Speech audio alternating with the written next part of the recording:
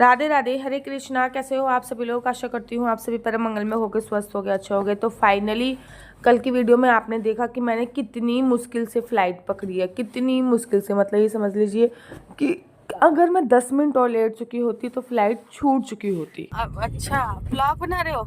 क्या कर रहे हो? अच्छा बना लो बना लो बना लो, वेरी गुड, बना लो। क्या कर रहे हो सिया बेबी? अच्छा बना लो बना लो। यहाँ पे सिया की अपनी अलग ही नौटंकी चलती रहती है। तो जब हम एयरपोर्ट पे गाड़ी पकड़ने के लिए जा रहे थे ना, तो सिया फ़ोन ऑन करके ब्लॉगिंग करने लगी थी। मैंने कहा ओ माय गॉड, मेरी बेटी अब बड़ी होती जा रही है। हमारी फ़्लाइट थोड़ी सी दूर थी, इसलिए हमें बस के थ्रू ले जाया गया। और बस में बैठते ही मैंने इतनी राहत की सांस ली कि फाइनली अब हमें फ़्लाइट मिल ही जाएगी। बहुत राहत की साथ सांस ली थी। और यहाँ पे हम लोग रेडी थे फ्लाई के लिए। और सिया ना सच्ची में टच वुड में आपको बताती हूँ, बिल्कुल भी नहीं रोई। फ्लाइट में भी लोग ये कह रहे थे ये बच्ची बिल्कुल भी नहीं रोई है। If you don't sit Radhe Radhe, I close the window. If you don't sit Radhe Radhe, say Radhe Radhe.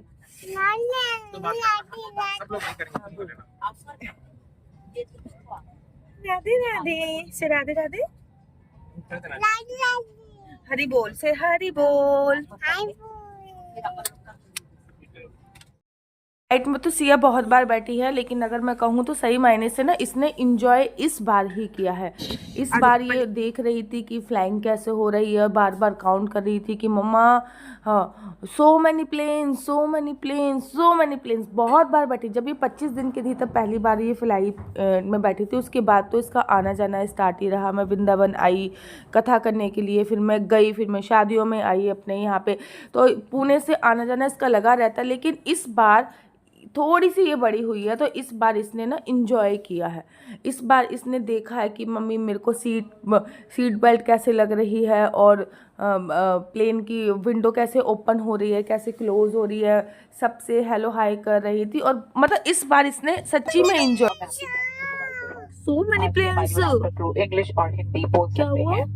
Bharat के सबसे बड़े फ्रीक्वेंट फ्लायर प्रोग्राम को पेश करते हुए हमें बार बार उसको प्लेन्स दिख रहे थे, तो वो बार बार यही बोल रही थी मम्मा सो मैनी प्लेन्स। और बार बार काउंट कर रही थी कि कितने प्लेन्स हैं, 1 2 3। मतलब इस बार इसने इंजॉय किया। और फाइनली हमारी फ़्लाइट जो थी वो फ्लाइंग के लिए एकदम रेडी थी। मैंने सिया को सीट बेल्ट पहनी। हमेशा मैं ना सिया को ना फिट कराते हुए ही फ्लाइंग करती थी, लेकिन इस बार मैंने फिट नहीं कराई। मैंने कहा अभी थोड़ी सी बड़ी हो चुकी है। एयर होस्टेस ने आके बोला था मुझसे कि फिट कराइए, नहीं तो बच्चा डरेगा। मैंने कहा डोंट वेरी, इस बार ये बड़ी हो चुकी है और वो हैबिचुअल है। कम से कम ये 10 बार बैठ चुकी है, तो हैबिचुअल हो चुकी है। तो अब हमारी फ़्लाइट एकदम फ्लाइंग के लिए रेडी थी। और फाइनली मैं बहुत एक्साइटेड थी द्वारका जाने के लिए। उठते ही मेरे को तो वॉशरूम जाना था। इस बार हम लेट हो गए थे, तो सीट ना एक साथ नहीं मिली थी। मेरे और मेरे हस्बैंड की सीट अलग अलग मिली थी, क्योंकि हमने ना बोर्डिंग ऑनलाइन कराई नहीं थी, क्योंकि हो नहीं रही थी, उनके नेट में कुछ प्रॉब्लम आ रही थी। और हमने अब मेरे को जाना था वॉशरूम। फिर मैं उठी और मैंने फिर सिया को अपने हस्बैंड को दिया। कुछ देर तक तो मैंने खिलाया, क्योंकि मुझे वॉशरूम जाना था, क्योंकि बहुत भाग भाग के हम लोग आए थे। मुझे जाना था, तो मैंने सिया को खिलाया थोड़ी देर के लिए। उसके बाद फिर मैंने अपने हस्बैंड को अपने हस्बैंड को देखकर और मैं अपनी सीट पे आके बैठ गई। कुछ देर के लिए मेरे हस्बैंड ने भी सिया को खिलाया, क्योंकि हम दोनों की सीट एक साथ नहीं हुई थी, क्योंकि हम बोर्डिंग कराने में लेट हो गए थे। लेट क्या हुए थे, एक्चुअली टाइम ही नहीं मिल पाया था। एक्चुअली द्वारका का ही प्रोग्राम अचानक से ही बना था, कहीं और जाने का प्रोग्राम था, और अचानक से द्वारका का प्रोग्राम बन गया। और जब मेरे पास ये थोड़ा सा नाश्ता टाइप का आया था, जो कि कॉम्प्लीमेंट्री दिया गया था, तो सिया मेरे पास नहीं थी। ये बहुत ही अच्छा सा पता नहीं हॉट डॉग था, पता नहीं क्या था इसमें, वो चीज़ थे, कौन थे, अंदर से एकदम सॉफ्ट था, ऊपर से क्रिस्पी था। टेस्ट इसका बहुत अच्छा लग रहा था। साथ ही के साथ ये केक आया था, ये प्रॉपर वेज था, ठीक है ना। और ये बहुत ही स्पंजी था, खाने में भी बहुत बहुत ज़्यादा टेस्टी था। जब ये मेरे पास आया था तब सिया मेरे पास नहीं थी, सिया अपने पापा के पास थी। हम लोग जामनगर एयरपोर्ट पर पहुंच चुके थे। वहां पे वीडियोग्राफी अलाउ नहीं थी जामनगर एयरपोर्ट पे। फिर जामनगर एयरपोर्ट से भी हम लोगों ने टैक्सी करी, क्योंकि जामनगर एयरपोर्ट से ना कम से कम आई थिंक 150 किलोमीटर था द्वारिका, या फिर 140 किलोमीटर था, मुझे एग्जैक्ट याद नहीं है। लेकिन बिना टैक्सी के जाना असंभव था, ठीक है ना। तो जामनगर से ना 140 किलोमीटर था। तो जामनगर से हम लोगों ने टैक्सी करी द्वारका के लिए और फिर हम लोग द्वारका के लिए रवाना हो गए। होटल तो मैंने अपना ऑनलाइन बुक कर ही लिया था और अब इंतजार था कि बस राधे राधे। आप लोग बोलते हो ना कि सफर में हम लोग अपने भगवान की सेवा कैसे करते हैं, तो ये था दूध का पैकेट जो मैं अभी खरीद के लेके आई थी। मैंने ना ये खरीद रखा है, इसमें ना खाना भी बनता है और दूध भी गर्म होता है, चाय भी बनती है। तो अभी मैंने ये लगा रखा है और इसमें दूध ना गर्म हो रहा है, प्लग पे लगा रखा है, दूध गर्म हो रखा है। भगवान जी का गिलास साथ में लेके चलते हैं। अभी मैं इसमें दूध दूंगी भगवान जी को और अभी सूजी का हलवा भी बना के इसमें हमने खिला सकते हैं। तो सूजी हम क्या है, ये देखो सूजी लेके आए हैं, तो लेके आए हैं। केवल भगवान जी ही नहीं है हमारे पास, हमारी बिटिया रानी भी है, मतलब हमारी बेटी भी बहुत छोटी है। तो इस वजह से ना हमको सूजी और भी बहुत सारी चीजें हैं, दलिया लेके आए हैं, सूजी लेके आए हैं, ओट्स लेके आए हैं। तो ये सब चीजें ना हम घर से ही भून के लेके आए हैं। बस अब इसमें दूध में डालना होता है और ये काम करना चालू कर देता है। ये देखो ये है दलिया, तो दलिया भी हम लेके आए। तो कुछ इस प्रकार से हम सफर में लड्डू गोपाल के लिए खाने का इंतजाम करते हैं, क्योंकि बाहर का खाना हम इनको भोग नहीं लगा सकते हैं। पहले मेरे कन्हैया जी को भोग लगता है, उसके बाद फिर मेरी बेटी खाती है। गया कितना बढ़िया लग रहा है।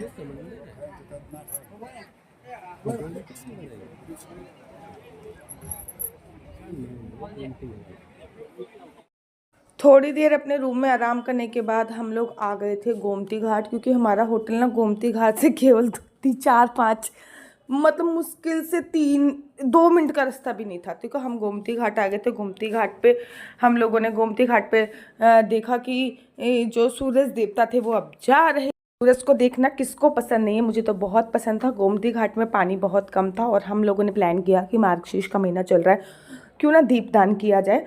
तो फटाफट से हम लोगों ने एक दीप दिया और वहाँ पे जाके दान किया। वहाँ पे बहुत बहुत सारी मछलियाँ थी। आज पानी थोड़ा सा कम था, लेकिन कल हम जब गए तो पानी बहुत ज़्यादा आ गया था। वो मैं आपको दूसरी वीडियो में बताऊंगी कि पानी कितना ज़्यादा आ गया था। तो फटाफट से हम लोगों ने सबसे पहले दीप दान करने का संकल्प लिया, फिर वहाँ से ही दीप लिया, फिर वहाँ से दीप दान किया। सबसे पहले भाई गोमती घाट पे ना यहाँ पे संगम भी है। यहाँ पे गोमती माता जो है वो जाके समुद्र में मिल जाती हैं। तो यहाँ पे इसलिए ये गोमती घाट पे संगम है, क्योंकि गोमती माता यहाँ पे समुद्र में जाके मिल जाती। तो सबसे पहले हमने दीपदान किया। आप लोग भी किसी भी तीर्थ स्थल में जाते हो, चाहे वो समुद्र के पास हो, और पता है अगहन का महीना चल रहा है जिसको मार्गशीर्ष का भी महीना बोलते हैं। इसमें ना समुद्र की पूजा भी विशेष होती है, यमुना मैया की पूजा भी विशेष होती है। जैसे कि कार्तिक में गंगा की पूजा होती है, वैसे ही इसमें यमुना की पूजा होती है। तो सबसे पहले हम लोगों ने दीपदान किया और दीपदान के बाद अब मेरी बारी थी द्वारकाधीश जाने की। मतलब मेरे मुंह से बाकी भी आगे निकलने वाला था। द्वारकाधीश जाने की मेरी बारी थी, क्योंकि आज तक मैंने द्वारकाधीश के बारे में बहुत सुना था और बोलते को पता है यहाँ पे ना थोड़ा सा आगे जाके पाकिस्तान बॉर्डर लगता है, ठीक है ना, पाकिस्तान। तो यहाँ पे ना पाकिस्तानियों ने एक टाइम पे इतने बम फेंके थे कि मैं आपको बता नहीं सकती। और एक भी बम यहाँ पे नहीं फूटा था। ये इस जगह की ना तारीफ़ है, एक भी बम नहीं फूटा था। यहाँ पे बहुत बहुत सारे बम फेंके थे। 4 धामों में से एक धाम द्वारकाधीश धाम बोला जाता है और मैं बहुत ज़्यादा खुश थी कि मैं द्वारकाधीश धाम अब जाने वाली हूँ। 4 धामों में से मेरे ना अभी तक ये मतलब शादी के बाद पहला धाम है। शादी से पहले मैं एक बार जगन्नाथपुरी होके आ चुकी थी। अगर मैं ये कहूँ तो मेरे जीवन काल का ये दूसरा धाम है। मेरे हस्बैंड के साथ मेरा पहला ही धाम है, लेकिन मैं अपने हस्बैंड के साथ भी 4 धाम की यात्रा करूँगी ही करूँगी। तो यहाँ पे ना दुर्भाषा कुंड है, ब्रह्मा कुंड है और ये फाइनली मैं द्वारकाधीश के मंदिर में पहुँच गई। वहाँ पे ना फ़ोन वोन अलाउ नहीं था, तो मैं फ़ोन वोन अंदर नहीं लेके गई। और अच्छा हुआ अलाउ नहीं था, क्योंकि वीडियो में ही इंसान लगा रहता है और दर्शन अच्छे से नहीं कर पाता। यहाँ से ये जो सीढ़ियाँ हैं ना, ये सीढ़ियाँ चढ़ के हमको द्वारकाधीश के दर्शन के लिए जाना होता है। यहाँ पे फ़ोन, कोई भी इलेक्ट्रॉनिक आइटम जो था वो अलाउ नहीं था। शाम हो चुकी थी और हम लोग दर्शन के लिए एकदम से रेडी थे। थोड़ा बहुत हम लोगों ने आराम किया था, फिर उसके बाद गोमती घाट गए, उसके बाद द्वारकाधीश के दर्शन के लिए एकदम रेडी हो चुके थे हम लोग। और द्वारकाधीश के दर्शन लाइन में लगकर 1 बार नहीं, 2 बार नहीं, 3 बार करे। मतलब मैं आपको बता नहीं सकती मेरा क्या एक्सपीरियंस था। मैं अपना एक्सपीरियंस दूसरी वीडियो में शेयर करूँगी, जो मैं वीडियो डालूँगी हरी बोल पे कि द्वारकाधीश का मेरा एक्सपीरियंस क्या था। वहाँ से मेरे आने का मन ही नहीं कर रहा था और मेरे हस्बैंड बार बार मुझे पुश कर रहे थे, चलो चलो चलो चलो चलो चलो और मंदिर बंद हो जाएंगे। मेरे को कुछ होश ही नहीं था, बस मुझे ये लग रहा था कि मैं बस और भी दर्शन करूँ। हर बार ना अलग अलग ही वो मुझे महसूस हो रहे थे, ठीक है ना। तो वो मैं अपना एक्सपीरियंस दूसरी वीडियो में शेयर करूँगी कि क्या हुआ था मेरे साथ। हमारे घर के पास एक मंदिर था, हम लोग उस मंदिर में गए और हमने उस मंदिर के भी दर्शन करे, लेकिन रात ज़्यादा होने के कारण मंदिर बंद हो गया था। यहाँ पे हर मंदिर में ना ध्वजा का एक विशेष महत्व होता है। आप देख रहे हो कितनी सारी ध्वजाएं। ठीक इसी प्रकार से जब आप द्वारकाधीश जाओगे तो द्वारकाधीश में भी 5 ध्वजा अर्थात 5 प्रकार के, मतलब 5 झंडे पूरे दिन में बदले जाते हैं। बहुत ऊंचाई पर है और 5 झंडे पूरे दिन में बदले जाते हैं। Moon is not visible. Moon is not visible. रात काफ़ी हो चुकी थी तो हम लोग एक बार अपने कमरे में गए, लड्डू गोपाल को भोग लगाया और हम लोगों ने खाना वाना खाया। खाना वाना खा के फिर हम लोग वापस आए और हमारे घर से बिल्कुल, मतलब घर से कह रही हूँ, हमारे होटल से बिल्कुल वॉकिंग डिस्टेंस पे है, नहीं सिया, कम से कम 5 मिनट की वॉकिंग डिस्टेंस पे भी नहीं है, 2-3 मिनट लगते हैं। तो समुद्र आकर हम लोग बैठ गए और समुद्र की लहरों को हम लोग देखते रहे, समुद्र की लहरों को देख रहे थे। मेरा मूलांक 2 है, अर्थात मैं 20 तारीख को पैदा कर हुई हूँ तो मेरा मूलांक 2 है। तो मुझे पानी देखना, पहाड़ देखना, नेचुरल चीज़ें जो होती है ना उनको देखना बहुत अच्छा लगता है। पानी तो स्पेशली मुझे बहुत अच्छा लगता है देखना। मैं वहीं पे बैठ के आराम से वाटर को देख रही थी और साथ ही के साथ वहाँ से ना चांद भी दिख रहा था। अभी मैं आपको दिखाऊंगी जी कि चांद कहाँ से दिख रहा था।